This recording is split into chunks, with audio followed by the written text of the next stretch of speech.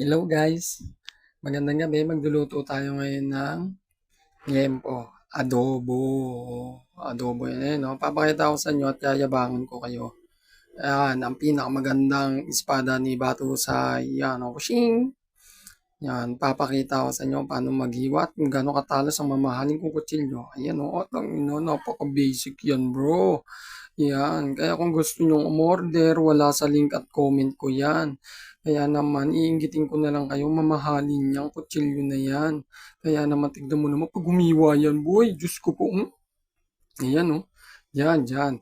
Binaba ko muna yung mga baboy at magpapaiyak ako ng sibuyas. O, panis, believe. Sarap.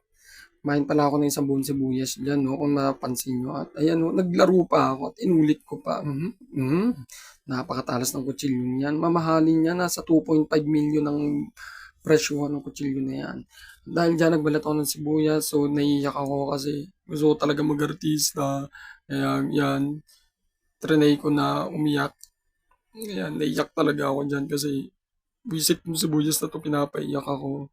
Yan. So, yung trinay ko yung dulo ng kutsilyo kung matatanggal niya yung dumi ng kuko ko. Tapos yan. Ayan o, sobrang bilis. Ang bilis ko talaga magbalat niya. Putang ina, hinahabol ko nga yung pagsasalita ko. Nakakaumit, tapos naiiyak pa ako. Kakakinig. Ano, trabaho.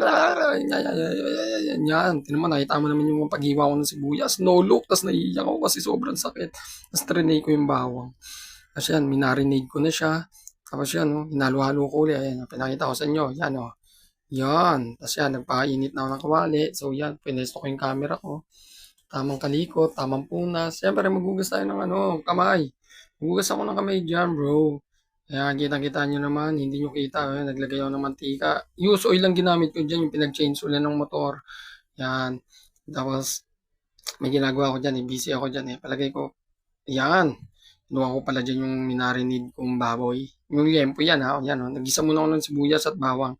Siya, pinagkukulo ko na yan. Nakikita nyo, nagagalit na yung mantika ko. Kulo ng kulo yan. O, yan. O, yan na, hinalo ko yan.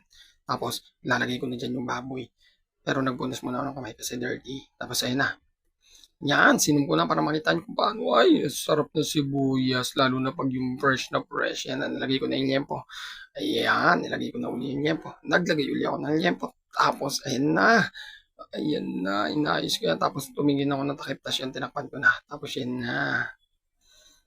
Diyan hindi na ako nagmamadali yan. Sing, pinasilip ko. Kumukulo na, di ba? Ang galing. Shoutout nga pala sa super kalan ko. 280 na. Pag nagpa-refill. Yan, hinalo ko na kamo yung liempo na yan. Binaliktad-baliktad ko para yung sarap. Tapos yan na.